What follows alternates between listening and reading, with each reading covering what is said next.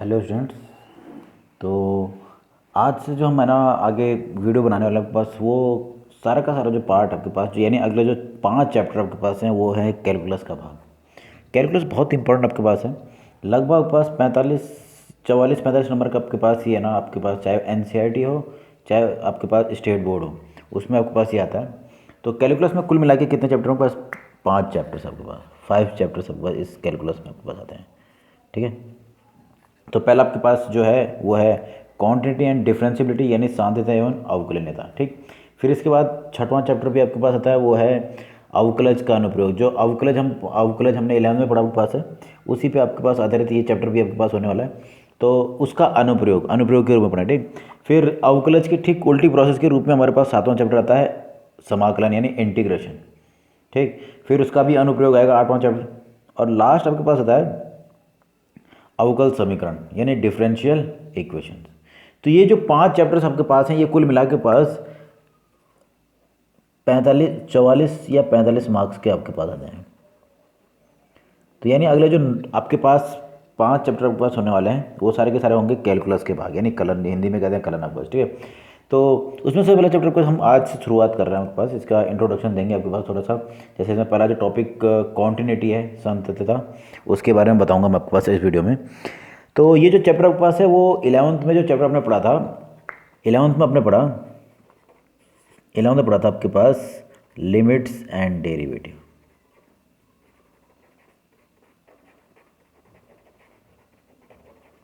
13वां chapter आपके पास है। ठीक।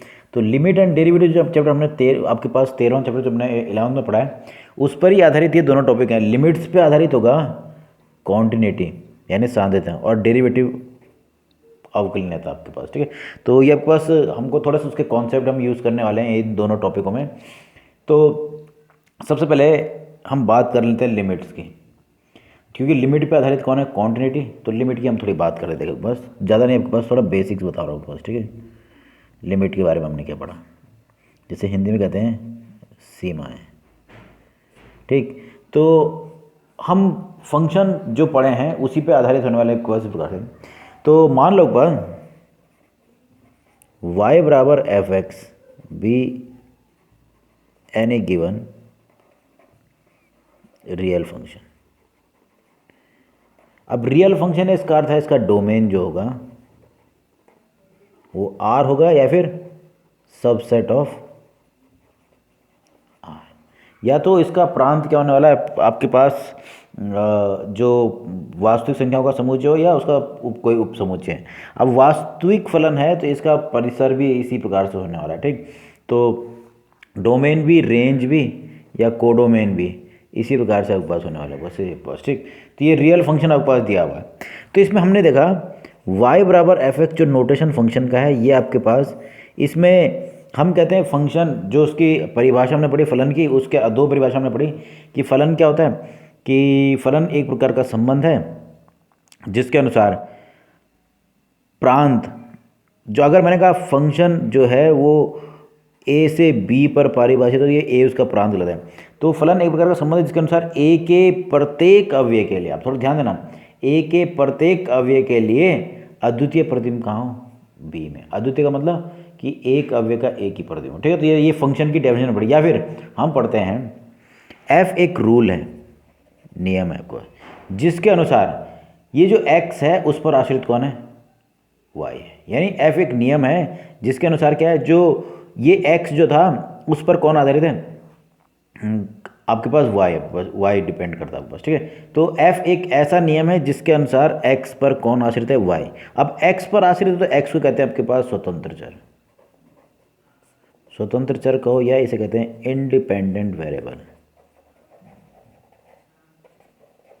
इंडिपेंडेंट वेरिएबल, ये है स्वतंत्र चर। इसकी जो वैल्यू होती है वो हमेशा प्रांत से ली जाती है, मतलब डोमेन से ले जाते हैं। किसे लेते हैं? डोमेन से। अब इसके सापेक्ष y x पर आश्रित था इस f नियम के अनुसार, तो यहां पर आपके पास ये कहलाता है निर्भर चर, निर्भर चर, या हम कहते हैं इसको डिपेंडेबल वेरिएबल। तो ये आपके पास क्या कहलाएगा? ये तो स्वतंत्र चर है, ये प्रांत से कोई भी मान ले सकता हूँ, पर इस पर कौन आश्रित होगा? आपके पास ये डिपेंडेबल वेरिएबल ऑफ बस, ठीक, यानी जो निर्भरचर। इसके अतिरिक्त हम इसको कहते हैं ये अव्यय है, तो y इसका क्या कहलाता है, प्रतिबिंब कहलाता है। क्या कहलाता है, प्रतिबिंब, यानी इमेज कहलाता है। आपके पास जो y है वो क्या कहलाता है, x का इमेज या प्रतिबिंब कहलाता है। ये हमने फंक्शंस में पढ़ा है। तो मैं बता रहा हूँ लिमिट। अब देखो, अगर x में कुछ परिवर्तन होगा, x में क्या होता है, कुछ परिवर्तन होता है, तो इस नियम के अनुसार क्या होगा, y में भी कुछ परिवर्तन होना चाहिए। वो डिपेंड करता है कि नियम किस प्रकार से है। तो देखो, जब x में परिवर्तन हो तो y में भी परिवर्तन हो, क्योंकि y किस पर आधारित है, x पर आधारित है। तो अगर x का मान किसी पर्टिकुलर वैल्यू की ओर अग्रसर कर दिया जाए, मैंने कहा x का मान a की ओर बढ़ा दिया जाए, किसकी ओर, a की ओर तरफ डाल दिया जाए, तो उस टाइम पर y जो कि x पर आश्रित था, y बराबर fx जो था, इसकी वैल्यू जिस पॉइंट की ओर जाएगी, किस l की ओर, मैंने कहा l की ओर, तो ये आपके पास जो आपके पास अगर x का मान किसी वैल्यू की ओर अग्रसर है, यानी टेंड्स टू, इसे कहते हैं टेंड्स टू। अगर x का मान जो कि स्वतंत्र चर है उसका मान किसी एक पर्टिकुलर वैल्यू की ओर अग्रसर हो जाए, यानी उसकी ओर बढ़े, तो उस टाइम पर y जो कि उस पर आश्रित है उसका मान किस ओर बढ़ रहा होगा, वो आपके पास इस फंक्शन की क्या कहलाएगी, लिमिट कहलाएगी। अब थोड़ा और समझना आपके पास, देखो, तो इसको समझाने के लिए मैं आपको एक एग्जाम्पल बता रहा हूँ आपके पास, ठीक। मैंने कहा y बराबर एफ एक्स इक्वल टू 2 है, x, ये फंक्शन आपके पास, जो y का मान है वो x पर किस प्रकार से आश्रित है, जो y होगा वो x का दुगना हो जाएगा आपके पास डायरेक्ट आपके पास, ठीक। अब मैं चाहता हूँ कि लिमिट को मैं इसके द्वारा समझाऊँ। तो मैंने क्या कहा, मैंने कहा x का मान 0 की ओर बढ़ रहा है, x का मान क्या हो रहा है, 0 की ओर बढ़ रहा है। इसको मैं लिखता हूँ इफ, ऐसे भी लिख सकता हूँ, और x टेंड्स टू 0, जो कि एक वास्तविक संख्या है। अब थोड़ा ध्यान देना, अगर ये संख्या रेखा है, ये संख्या रेखा, ये 0 है,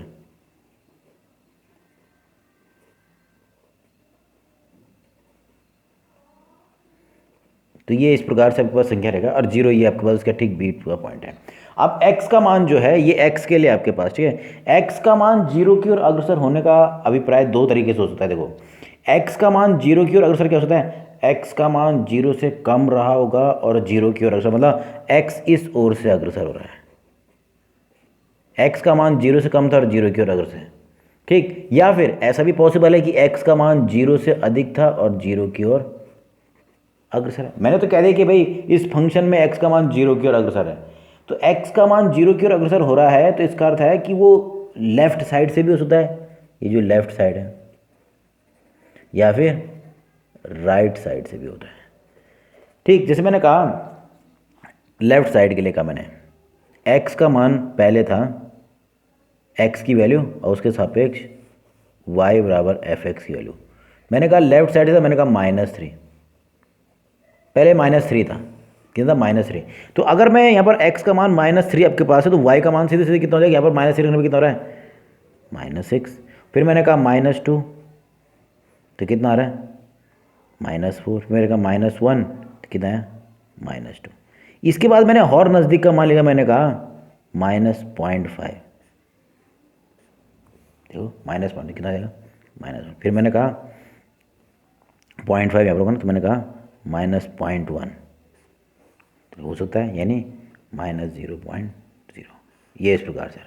तो देखो, जब x का मान मैं 0 की ओर बढ़ा रहा हूँ, तो y का मान किस ओर जा रहा है वो हमको पता चल रहा है कि -6, -4, -2, -1, धीरे धीरे क्या हो रहा है। अगर x का मान 0 की ओर बढ़ रहा है लेफ्ट साइड से, ये लेफ्ट साइड ठीक है, तो y बराबर F x equal to 2x का मान भी कहाँ की ओर जा रहा है, 0 की ओर जा रहा है। ये लेफ्ट साइड से है, ये किसके लिए है, लेफ्ट साइड के लिए, ठीक। अब राइट साइड का देखते हैं, x का मान अब राइट साइड से, मतलब कहने का अर्थ है x का मान 0 से अधिक है, राइट साइड मतलब संख्या रेखा पे x का मान अगर राइट साइड से, मतलब होने का अर्थ है कि 0 से अधिक है, ठीक।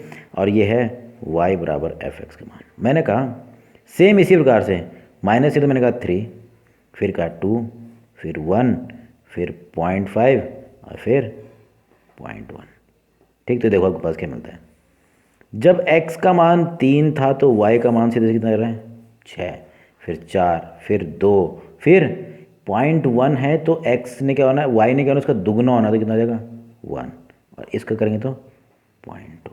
ये देखिए ये आपके पास हो रहा है।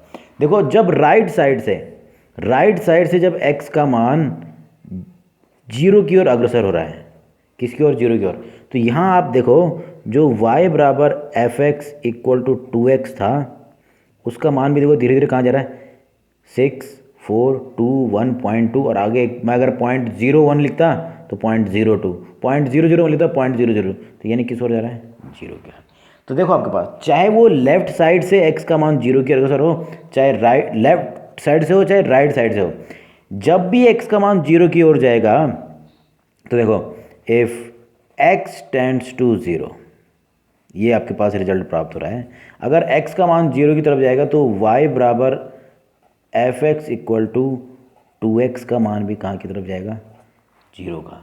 तो इसका अर्थ हो गया इस फंक्शन की वैल्यू जब x का मान जीरो की ओर जा रहा है तो उस टाइम पर उस फंक्शन की वैल्यू किसकी ओर जा रही है, उस फंक्शन की वैल्यू भी किस ओर जा रही है, जीरो की ओर।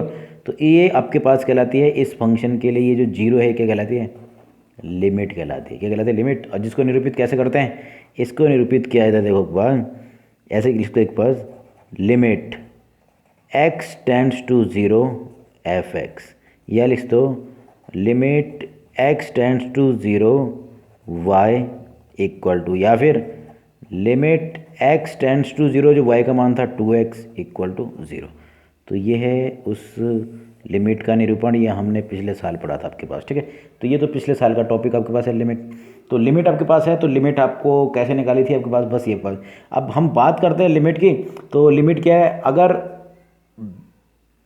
आपके पास स्वतंत्र चर यानी x की वैल्यू, अभी यहाँ पर x है तो इसलिए x करो, अगर आपके पास इंडिपेंडेंट वेरिएबल की वैल्यू किसी पर्टिकुलर वैल्यू a की ओर बढ़ रहा है तो उस टाइम पर आपके पास जो उस पर डिपेंडेबल वेरिएबल था y, उसकी वैल्यू किस ओर जा रही होगी, वो हम आपके पास उस वैल्यू को कहते हैं उसकी लिमिट, ये उसे कहलाती है लिमिट। ठीक, तो निरूपित कैसे करते हैं वो आपको मैंने आपको बताया। अब ये एग्जाम्पल से था तो इसको देखो आपके पास इसका नोटेशन क्या था।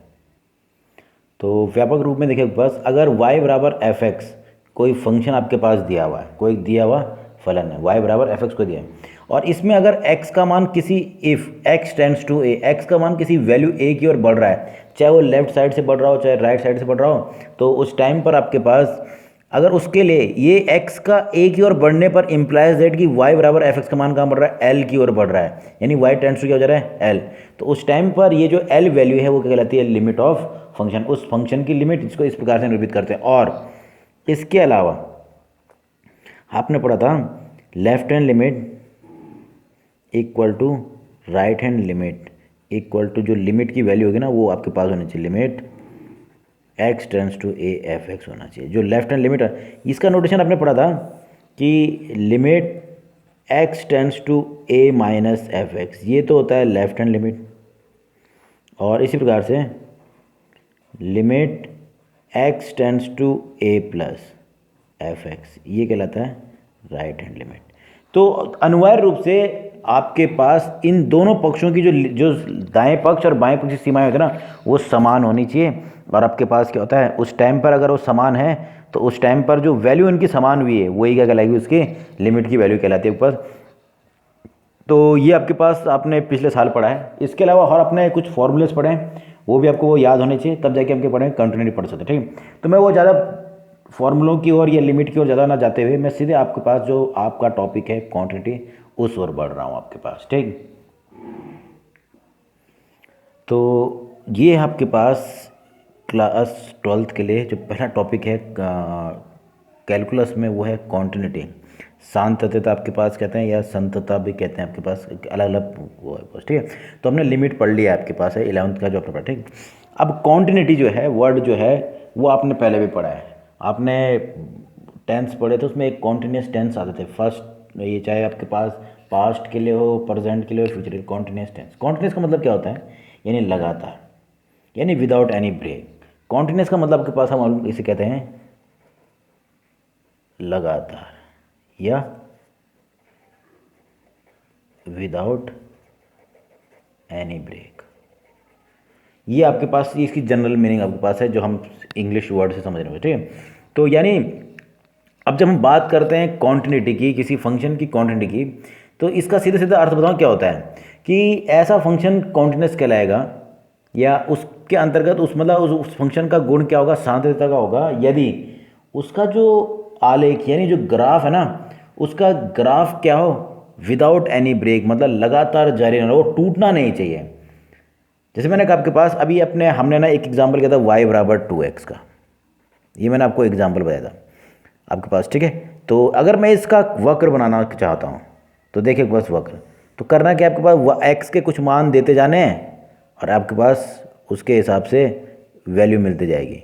तो x y, मैंने कहा -2 तो ये हो गया -4, ऐसे ही मैंने कहा -1 तो -2, 0 पे 0 और आगे मैंने बढ़ाया तो माइनस ये +1 पर 2 और इसी प्रकार से आपके पास 2 पर 4, ये इस प्रकार से इसका वक्र था। तो इसका वक्र देख लो 0 पे 0, x का मान -1 है तो y का मान -2, तो मैंने कहा ये -1 था, इधर कहीं -2 आपके पास ये, ठीक। फिर -2 था तो इसका -4 के करीब आपके पास, मैंने कहा आपके पास इस तरफ को है, ठीक है।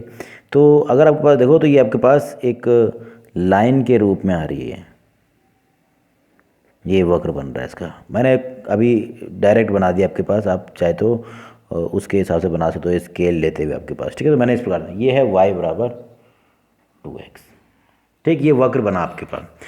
अगर मैं पूछूं इस वक्र को, क्या ये वक्र कहीं पर टूटा हुआ है, यानी विदाउट एनी ब्रेक है, नहीं, ये तो स्ट्रेट लाइन बनी है, सीधी रेखा बनी है। तो ये इस प्रकार से आपके पास क्या है, ये मैं कह सकता हूँ कि इस फंक्शन की एक प्रॉपर्टी है कि वो क्या है, कॉन्टिन्यूटी को फॉलो करता है, यानी इसका जो वक्र होता है वो कॉन्टिन्यूस बनता है। जैसे आपने साइन के लिए भी पढ़ा, y बराबर साइन x, तो y बराबर साइन x का वक्र भी अगर आपने देखा होगा तो ये भी लगातार जारी रहता है, चाहे राइट साइड में हो चाहे लेफ्ट साइड में हो, ये हमेशा क्या होता है, जारी रहता है आपका। तो ये वक्र जो हैं ये क्या है, सारे क्या है, ये जो था ये y बराबर साइन x का था, ऐसी कॉस, बहुत सारे वक्र हैं जो क्या होते हैं, जिनका आलेख टूटा हुआ नहीं होता है, यानी टूटा हुआ नहीं मतलब आपके पास विदाउट एनी ब्रेक होते हैं। तो फलन यानी आपके पास ऐसे फंक्शन जिनके आपके पास वक्र जो खींचते वक्त हम देखते हैं कि उसको बनाने के लिए कभी हमको पेंसिल की आवश्यकता नहीं होती, मैंने डायरेक्ट खींच दिया है, ठीक, यानी आपके पास वो विदाउट एनी ब्रेक होते हैं। तो उस टाइम पर जिन फंक्शनों के वक्र ऐसे बनेंगे, ये जैसे फंक्शन बना, ये फंक्शन, ये कहलाते हैं कॉन्टिन्यूस फंक्शन। क्या कहलाते हैं, कॉन्टिन्यूस फंक्शन, यानी संतत फलन, ये कहलाते हैं आपके पास संतत फलन। और इनका ये गुण जिसके कारण ये आपके पास कह रहा है वक्र इनका बन रहा है कॉन्टिन्यूस, ये कहलाती है सांतत्यता। इनका ये जो गुण आपके पास हो क्या है, सांतत्यता आपके पास, ठीक। तो अगर आप देखें तो अनिवार्य रूप से किसी भी पॉइंट पर ये टूटे हुए नहीं है आपके पास, यानी आपके पास क्या है कि इनका वक्र क्या है, विदाउट एनी ब्रेक है, तो ये आपके पास फंक्शन कहलाएंगे कॉन्टिन्यूस आपके पास, यानी कॉन्टिन्यूस फंक्शन कहलाएंगे। और जो एक गुण इनका है वो कहलाता है आपके पास कॉन्टिन्यूटी यानी सांतत्यता आपके पास, ठीक। ये तो मैंने वक्र के साथ बताया था, इसकी पर्टिकुलर डेफिनेशन क्या है वो मैं आपको बता रहा हूँ आपके पास आगे। जब हम बात करते हैं किसी फंक्शन के कॉन्टिन्यूस होने की, तो कॉन्टिन्यूस हम है ना जो आपके पास है मेनली हम बताओ क्या करेंगे, किसी बिंदु पर, पहले किसी बिंदु पर चेक करेंगे और उसके पश्चात हम चेक करेंगे किसी अंतराल में। अब वो अंतराल चाहे कैसे भी हो, आपके पास क्लोज्ड हो, ओपन हो, जो भी आपके पास, ठीक। तो सबसे पहले हम देखेंगे बिंदु पर कॉन्टिन्यूटी आपके पास, किस पर, पॉइंट पर कॉन्टिन्यूटी किस पे चेक करेंगे, फंक्शन की किसी पॉइंट पर, ठीक। देखो एक बार,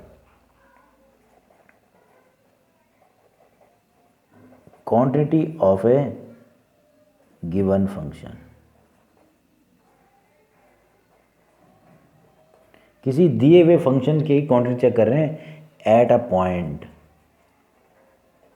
ठीक है। एट अ पॉइंट तो होगा पर साथ में उसको क्या ना, उसके प्रांत में भी होना है, ऑफ इट्स डोमेन। तो हम चेक कर रहे हैं कि किसी फंक्शन की क्वांटिटी चेक कर रहे हैं उसके प्रांत के किसी बिंदु पर। तो ये कैसे चेक करते हैं मैं आपको बता रहा हूँ, पर इसकी डेफिनेशन क्या है। देखो, मान लो कि एक फंक्शन आपके पास परिभाषित है, वास्तविक फलन आपके पास है जो कि परिभाषित है वास्तविक संख्याओं के उप समुच्चय पर, यानी या तो आर पर या उसके किसी उप समुच्चय पर, ठीक है। मान लो f be given real function, अब रियल फंक्शन है तो किस पे पारिभाषित होगा, डिफाइंड ऑन आर और सबसेट ऑफ आर। ये आपके पास ऑब्वियस है कि अगर वो रियल फंक्शन तो बस क्या होगा, वो आर पर पारिभाषित होगा या उसके उपसमुच्चय पे, ठीक है। और अब मुझे देखो इसकी क्वांटिटी चेक करनी है उसके किसी बिंदु पर, ठीक। और आपके पास and c be any point, x बराबर सी बी लिखते हैं, एक्स बराबर c be any point on its domain, इसके प्रांत में कोई बिंदु है एक्स बराबर सी, इस पे मुझे चेक करना है।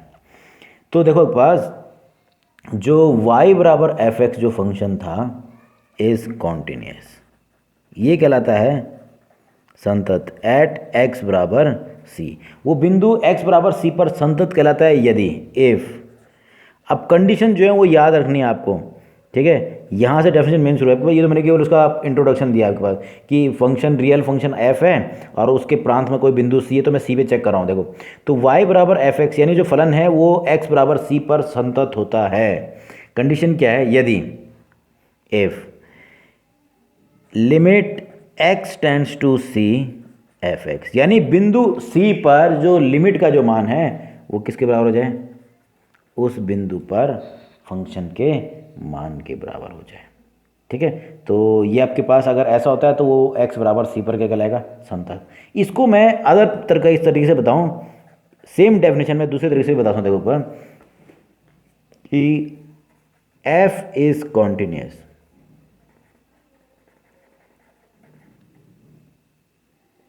Eight x equal to c if and only if. Condition क्या है, अब मैं इसको दूसरे तरफ, ये तो बता दें मैंने शॉर्टकट टाइप में, जो भी किताब में भी होगा, लिमिट x टेंड्स टू, मतलब c पर जो उसकी लिमिट की जो वैल्यू है वही उस पर फंक्शन की वैल्यू होनी चाहिए। अब ये एक डेफिनेशन तो ये है, दूसरी डेफिनेशन क्या होगी, देखो दूसरी डेफिनेशन एक पास है कि f क्या है, संतत कहलाता है x बराबर c पर यदि और केवल यदि पहली कंडीशन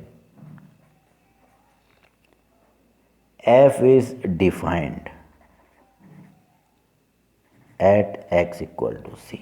वो एक तो पहले क्या होना है, x बराबर c पर पारिभाषित होना चाहिए। इसका अर्थ होगा कि एफ सी का अस्तित्व हो, ऐसा नहीं कि उस फंक्शन उस बिंदु पर फंक्शन का अस्तित्व नहीं हो रहा तब का सोचा, ठीक। यानी एफ सी का क्या होना चाहिए, अस्तित्व होना चाहिए, ठीक। उसके अलावा दूसरी condition limit x tends to c f x exist, इसका भी अस्तित्व होना चाहिए। x अगर x बराबर c पर आपके पास लिमिट का अस्तित्व हो, और लिमिट का अस्तित्व कब होता है आपको मालूम है, जब left hand limit equal to right hand limit, ये दोनों मान बराबर होते तब कहते हैं कि पास लिमिट का अस्तित्व होता है, ठीक। और तीसरी कंडीशन देखो, यहाँ तो मैंने डायरेक्ट लिख दिया कि भाई c पर जो फंक्शन की लिमिट होगी वही मान क्या होना चाहिए, उस बिंदु पर फलन का मान भी। पर अगर मैं इसको इन दोनों इस इक्वेशन को अगर क्या करता हूँ, विस्तारित रूप में लिखता हूँ, तो आपके पास क्या होना चाहिए, इसका अर्थ क्या है कि पहले तो c पर पारिभाषित हो जाए। इसका अर्थ क्या है कि वो दोनों के दोनों, मतलब के पास क्या होना चाहिए, लिमिट का अस्तित्व होना चाहिए, यानी left hand limit right hand बराबर होना चाहिए। और तीसरी और लास्ट कंडीशन हो जाएगी ये, यानी और ये दोनों ही नहीं, केवल ऐसा नहीं कि c का अस्तित्व, c पर फलन का अस्तित्व हो जाए, लिमिट का अस्तित्व है, पर ये दोनों मान भी क्या होना चाहिए, समान, यानी एफ सी इक्वल टू क्या होना चाहिए, limit x tends to c f x. अगर ये तीन कंडीशन फॉलो हो रही हैं तो हम कहेंगे कि वो x बराबर c पर क्या फंक्शन संतत है। सिंपल सा आपके पास है, तो ये थोड़ा सा आपको ध्यान देना आपके पास। तो विस्तारित रूप में आपके पास क्या हो रहा है कि लेफ्ट हैंड लिमिट, अगर मैं इसको देखूं, इस वाले को भी अगर तोड़ के लिखता है ऐसा, तो ये होता है कि लेफ्ट हैंड लिमिट का मान, राइट हैंड लिमिट का मान और उस बिंदु पर फलन का मान क्या होना चाहिए, सेम होना चाहिए। तो तब क्या कहलाता है, फंक्शन x बराबर c पर क्या कहलाता है, संतत कहलाता है, ठीक। तो अगर ऐसा हो रहा है तो हम कहेंगे कि ये फंक्शन क्या है, कॉन्टिन्यूस आपके पास है, ठीक। इसको मैं एग्जांपल से बता रहा हूँ आपके पास, देखिए अब जरा इस एग्जांपल को देखिए, आपको सिद्ध करना है कि x4 ये 2x + 3 जो है वो x बराबर 2 पर क्या है, संतत है, ठीक है। तो सॉल्यूशन एक बार, मैं इसको प्रूफ कर रहा हूँ। तो दिया हुआ फंक्शन क्या है, is f x equal to 2x+3, ये दिया हुआ फंक्शन था। ठीक, तो मैं सबसे पहले देखूंगा कि क्या x बराबर 2 पर इस फंक्शन का अस्तित्व है या नहीं। तो पहले देखो, एट x इक्वल टू 2 आपके पास एफ एक्स की वैल्यू निकालूंगा x बराबर 2 पर, जिसको लिख सकते हैं f2 के द्वारा भी। तो लिखेंगे 2 की पावर 2 + 3, तो 2 दूनी 4 + 3 कितना हो गया 7। तो यानी आपके पास क्या है कि एफ एक्स की वैल्यू एग्जिस्ट करती है एट x इक्वल टू 2, जो कि मुझे क्या कितना प्राप्त हुआ है, ये देखो आपके पास। मैंने सबसे पहले चेक किया कि आपके पास कि इस फलन का अस्तित्व है या नहीं। तो मुझे इसकी एक पर्टिकुलर वैल्यू मिल रही ना, तो इसका अर्थ है कि एफ एक्स का अस्तित्व है कब, x बराबर 2 पर, यानी इसका अस्तित्व हो गया, एग्जिस्टेंस है। दूसरा लिमिट निकालेंगे, limit x tends to 2 f x calculate किया जाएगा। तो मैं निकाल रहा हूँ, limit x tends to 2 f x था 2x+3। अब थोड़ा ध्यान दें, यहाँ पर left hand limit right limit लिखने की आवश्यकता नहीं, आपने पढ़ाया है, क्योंकि हमने लिमिट 11th में भी निकाल ली है। तो मैं इसमें बताऊँ डायरेक्ट वैल्यू रख के भी लिमिट निकाल सकता हूँ। हाँ, जहाँ पर आपके पास 0/0 की फॉर्म आएगी वहाँ पर हम रैशनलाइजेशन फैक्टराइजेशन का यूज़ करते हुए उसको 0/0 की जो अपरिभाषित फॉर्म है उससे हटाते हैं। ठीक, पर यहाँ पर मैं डायरेक्ट मान रख के लिमिट निकाल सकता हूँ, ये हो जाएगा 2 × 2 + 3 यानी 4 + 3 = 7। तो मैंने देखा कि एक तो अस्तित्व भी हो रहा है और लिमिट का अस्तित्व भी हो गया। तीसरा और सबसे इंपॉर्टेंट पॉइंट देखो, यहाँ पर आपके पास है कि जो फंक्शन की वैल्यू 2 पर थी वो भी 7 है, और जो लिमिट का जो मान था 2 पर वो भी कितना आ रहा है, 7 ही आ रहा है। यानी ये तीनों कंडीशन फॉलो कर रहा है। देखो x बराबर 2 के लिए, इस पॉइंट x बराबर 2 के लिए इस फंक्शन की जब मैंने बात की तो फंक्शन पर आपके पास क्या हो गया, पहले तो उस बिंदु पर फलन का मान का देखा तो 7 आ रहा है, यानी इसका क्या हो गया, फंक्शन का अस्तित्व है। फलन का क्या है, अस्तित्व है उस पर, यानी फलन पारिभाषित है उस बिंदु पर। तो ये फलन पारिभाषित हो गया उस बिंदु पर। ठीक, दूसरा फिर मैंने लिमिट निकाली तो लिमिट का मान भी निकाल लिया, तो लिमिट का भी अस्तित्व हो रहा है उस बिंदु पर, लिमिट का अस्तित्व भी है। ठीक, अब क्या होगा, अगर मैंने कहा कि दोनों मान मैंने निकाल लिए हैं, एक तो जब मैंने उस पर देखा कि x बराबर 2 पर अस्तित्व है नहीं, तो अस्तित्व था जिसका जो कि उसका मान कितना रहा था 7। वैसे ही मैंने लिमिट का मान भी निकाला कि लिमिट का अस्तित्व है नहीं, तो लिमिट का भी अस्तित्व वो भी कितना रहा 7। दोनों मान क्या रहे हैं, समान समान आ रहे हैं। तो हम कहेंगे so f x is continuous at x equal to 2, यानी x बराबर 2 पर क्या है, ये संतत है। और जब ये x बराबर 2 पर संतत है तो आपके पास, अब मान लो कभी प्रश्न के दौरान क्या हो रहा है कि आपके पास ये जो फंक्शन था इस अस्तित्व भी हो रहा है बिंदु पर, लिमिट का भी अस्तित्व हो रहा है, पर कभी कभी क्या होता है, जो आपके पास उस फंक्शन का जो मान उस बिंदु पर प्राप्त हो रहा है और जो लिमिट का मान है, अगर वो बराबर नहीं होते, यानी ये डज नॉट इक्वल टू होते, तो ये दो कंडीशन तो फॉलो करता, पर तीसरी कंडीशन फॉलो नहीं कर रहा है। इसका अर्थ है उस टाइम पर वो x बराबर 2 पर संतत नहीं होगा, और इस कंडीशन को कहते हैं कि वो फंक्शन क्या है, x बराबर 2 पर क्या हो गया, असंतत होगा आपके पास। ठीक है, तो उस टाइम पर क्या होगा, असंतत आपके पास। ठीक, तो ये आपके पास है कॉन्टिन्यूटी, और आपके पास यानी उसका गुण जो आपके पास है कॉन्टिन्यूस फंक्शन का, वो कहलाती है कॉन्टिन्यूटी। ठीक, तो मैंने आपको बताया कि आपके पास कोई फंक्शन किसी बिंदु पर संतत कब होता है, यदि उस बिंदु पर जो फलन का मान है जिसका अस्तित्व होना जरूरी है, ठीक, और जो उस फलन पर उस बिंदु पर जो सीमा का जो मान है वो अगर दोनों बराबर हो जाएं तो क्या कहलाएगा, वो संतत कहलाता है। अगर ये दो कंडीशन फॉलो ही नहीं करती, तो मान लो लिमिट फंक्शन का अस्तित्व ही नहीं है उस बिंदु पर, तो हम क्या कहेंगे, आपके पास वो क्या है, उस बिंदु पर संतत नहीं होने। जैसे मैंने कहा फंक्शन होता, अगर मैंने कहा एक्स एफ एक्स होता 1/x, और आप x बराबर 0 पे चेक कर दें, तो इसका तो अस्तित्व नहीं हो रहा ना 0 पर, तो इसका अर्थ क्या है, इस पर ही क्या है, अस्तित्व नहीं, मतलब इस बिंदु पर क्या हो जाएगा, सीधे सीधे असंतत होगा। ठीक, नेक्स्ट वीडियो में आपके पास मैं बताऊंगा कि किस प्रकार से एक अंतराल में कैसे चेक करते हैं, और इसके कुछ और एग्जाम्पल्स भी आपको मैं बताऊँगा आपके पास। ठीक, साथ में वक्र की मदद से भी हम कॉन्टिन्यूटी को चेक करने वाले हैं। ठीक, तो बार बार वीडियोस को देखते रहिए आपके पास, और आपके पास जो आपको कोई क्वेश्चन पूछने हो तो आप पूछ भी सकते हो कमेंट में डाल के आपके पास। ठीक, ओके।